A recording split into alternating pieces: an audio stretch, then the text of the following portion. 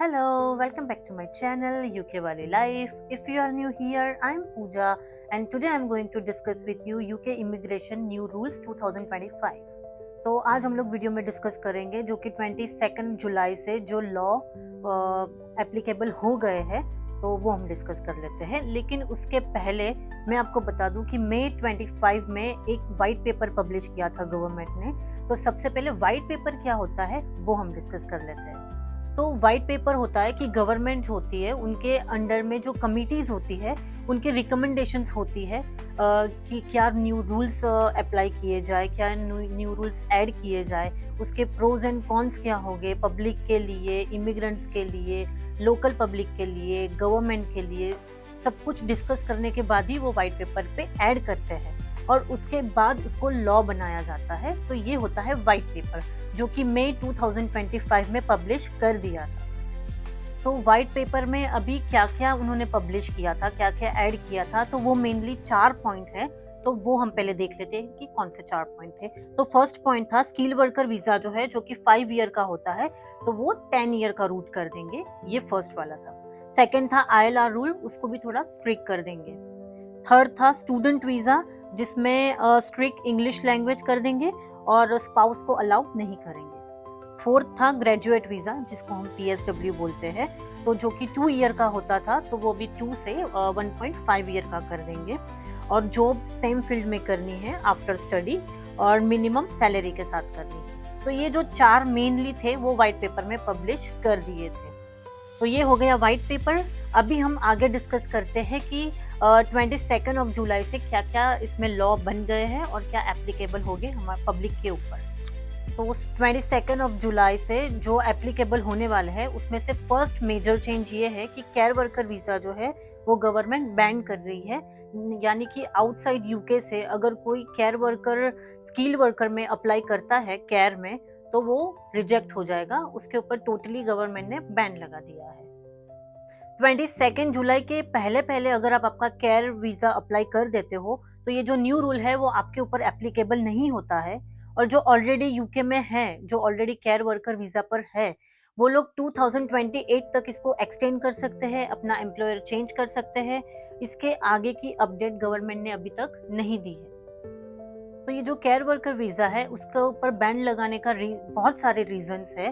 तो पहला रीजन तो ये है कि ऑलरेडी बहुत लोग केयर वर्कर वीजा पर जो है यूके में ऑलरेडी आ गए हैं और बहुत लोगों को जॉब भी नहीं मिल रही है उसके अंदर, इतने लोग ऑलरेडी है यूके में। और बाकी जो लोकल लोग हैं उनको भी चांस नहीं मिल रहा है केयर वर्कर में काम करने का।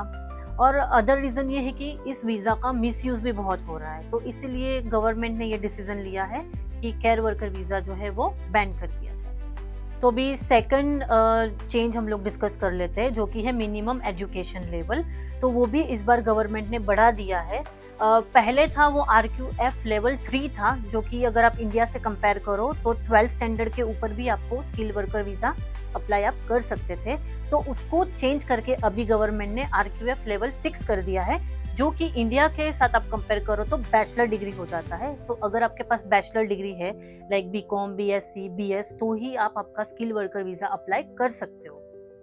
तो इसके पीछे का भी यही रीजन है कि जो गवर्नमेंट है उन लोगों को यहाँ पर हाईली एजुकेटेड लोग चाहिए, हाई स्किल लोग चाहिए, जो कि अच्छे प्रोफेशनली जॉब करते हो और जिनके पास अच्छा एजुकेशन डिग्री हो। तो गवर्नमेंट ये नहीं चाहती कि यहाँ पर लो एजुकेटेड लोग आए और सारी जॉब में स्किल वर्कर वीजा ले ले और लोकल लोगों को जो कि लाइक अच्छी डिग्री से पास हुए हो उन लोगों को यहाँ पर चांस नहीं मिल रहा है। तो इसलिए गवर्नमेंट ने ये बहुत बड़ा मेजर चेंज फाइनली पब्लिश कर दिया है। तो अब डिस्कस कर लेते हैं कि थर्ड चेंज क्या है। तो थर्ड चेंज ये है कि गवर्नमेंट ने जो सैलरी थ्रेशोल्ड है स्किल वर्कर वीजा के लिए वो भी इंक्रीज कर दिया है। जैसे कि जो न्यू एंट्रेंट था उनका पहले 30,960 था, उसको बढ़ाकर अभी न्यू रूल से गवर्नमेंट ने 33,400 कर दिया है। और जो जनरल था उसका 38,700 था, जो कि अब बढ़कर हो गया है 41,700। दैट मीन्स कि आप 22 जुलाई से अगर आपका स्किल वर्कर अप्लाई करते हो तो आपके कॉस्ट लेटर पर जो है वो ये वाली अमाउंट जो न्यू गवर्नमेंट ने पब्लिश की है वो होनी चाहिए। अगर वो नहीं होती है तो आपका कॉस्ट लेटर जो है वो ग्रांट नहीं होगा स्किल वर्कर के लिए। तो ये सैलरी रिक्वायरमेंट बढ़ाने से होगा ये कि यहाँ पर जो है वो स्किल्ड वर्कर का रेशो कम हो जाएगा, क्योंकि इतनी सैलरी में जॉब मिलना इतना इजी नहीं होता है। हाईली हाईली अगर आप एजुकेटेड हो, आपके पास अच्छी डिग्री है, तो ही आपको उस फील्ड में जॉब मिलेगी जहाँ पर इतनी रिक्वायरमेंट्स है सैलरी की। तो अब डिस्कस करते हैं फोर्थ चेंज का। तो फोर्थ चेंज ये है कि गवर्नमेंट ने जो स्किल वर्कर लिस्ट थी उसमें से 180 जॉब जो है वो रिमूव कर दी है, यानी आप उस जॉब में अभी अप्लाई नहीं कर सकते स्किल वर्कर वीजा। तो अब मैं आपको बताती हूँ कि 180 जॉब्स कैसे काउंट की है। गवर्नमेंट ने बोला है कि मोर देन 100 जॉब जो है वो स्किल वर्कर वीजा से रिमूव कर दी जाएगी।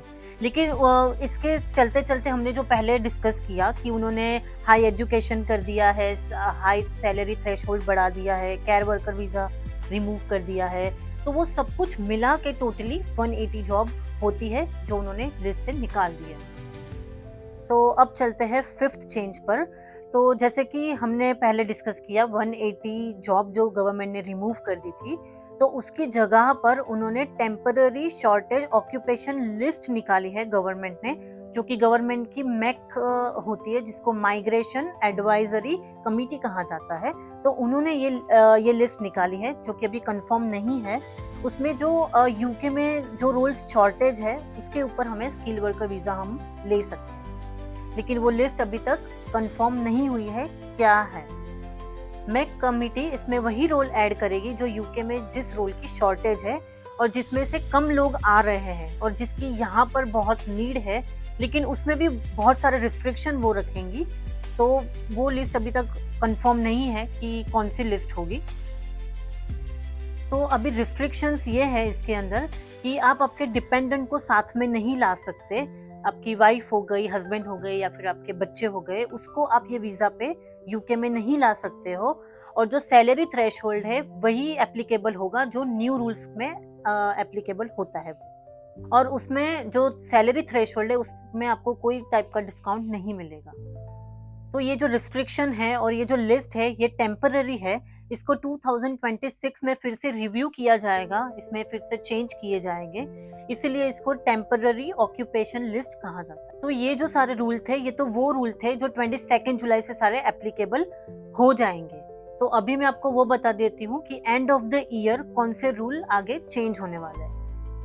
तो अभी जो मैं आपको बता रही हूँ वो in future end of the year ये सारे रूल्स वो लोग चेंजेस करने वाले हैं, बट अभी तक उसमें कोई भी कंफर्मेशन नहीं है। तो फर्स्ट रूल ये है कि स्टूडेंट वीजा में सबसे पहला चेंज ये करने वाले हैं कि अपनी इंग्लिश रिक्वायरमेंट बढ़ा दी जाएगी और आप आपके साथ आपके डिपेंडेंट्स भी नहीं ला पाओगे। और स्टूडेंट वीजा कंप्लीट करने के बाद ही आप आपका वीजा स्विच कर सकते हो, उसके पहले नहीं कर सकते। तो सेकंड है ग्रेजुएट वीजा, जिसको हम PSW बोलते हैं। तो उसमें बड़ा चेंज गवर्नमेंट ये ला सकती है इन फ्यूचर कि जो 2 ईयर का वीजा था उसको 1.5 का कर देंगी और उसके साथ हम अपना डिपेंडेंट भी नहीं ला सकते हैं।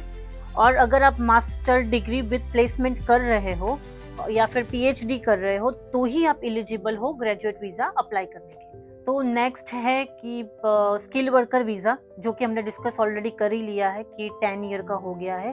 तो इसमें चेंज ये होगा कि अगर आप ILR अप्लाई करते हो तो पहले जो था वो 5 ईयर के बाद आप ILR अप्लाई कर सकते थे, तो अभी आपको 10 ईयर के बाद ILR अप्लाई करना होगा। तो ये भी एक बड़ा चेंज हो सकता है। तो ये जो ILR है उसमें भी एक फास्टेस्ट रूट्स है कि अगर आप NHS में काम कर रहे हो या फिर सपोज आपको यहाँ पर कोई ब्रिटिश अगर आप शादी कर रहे हो तो आपको ILR जल्दी मिल जाएगा। तो ये भी हो सकता है पॉसिबिलिटी। तो ये कुछ कंफर्म नहीं है, मे बी फ्यूचर में ये सारी चीज़ें कंफर्म हो जाएगी। तो अभी हमने ये सारे डिस्कशन कर लिए हैं जो रूल चेंज हो गए हैं, जो होने वाले हैं और इन फ्यूचर में भी जिसके बारे में गवर्नमेंट सोच रही है, जिसकी पॉसिबिलिटी है, तो सारे डिस्कस हो गए हैं। लेकिन आप लोगों के माइंड में बहुत सारे क्वेश्चंस आ रहे होंगे कि ILR को लेकर, PSW को लेकर। तो मैं आपको एक बात क्लियर कर दूं कि अगर आप ऑलरेडी स्किल वर्कर पे हो तो आपके ऊपर कोई भी न्यू रूल अप्लाई नहीं होगा। अगर आप 2 ईयर से स्किल वर्कर पे हो या आप स्विच करने वाले हो या आपका एम्प्लॉयर आपको चेंज करना है तो आपके ऊपर ये न्यू रूल एप्लीकेबल नहीं होगा। आपका रूट सेम रहेगा जो पहले था, 5 ईयर वाला और वो सब। तो ये न्यू लोगों के लिए है, जो अभी अप्लाई करेंगे न्यू, उनके लिए ये सारी चीज़ें एप्लीकेबल होगी। तो बस यही था सारे चेंजेस। तो मैंने अपने हिसाब से पूरी ट्राई की है आपको इन्फॉर्मेशन देने की। और अगर आपको कोई भी क्वेरी है, कोई भी क्वेश्चन है, तो प्लीज़ आप मुझे कांटेक्ट करें। आप मुझे कमेंट कर सकते हो या आप मुझे इंस्टा में मैसेज कर सकते हो। मैं पर्सनली आप लोगों को गाइड करूँगी और आपकी हेल्प करूँगी। और अगर आपको मेरी वीडियो अच्छी लगी हो तो प्लीज़ लाइक करना और सब्सक्राइब करना मेरी चैनल को। And thank you for watching.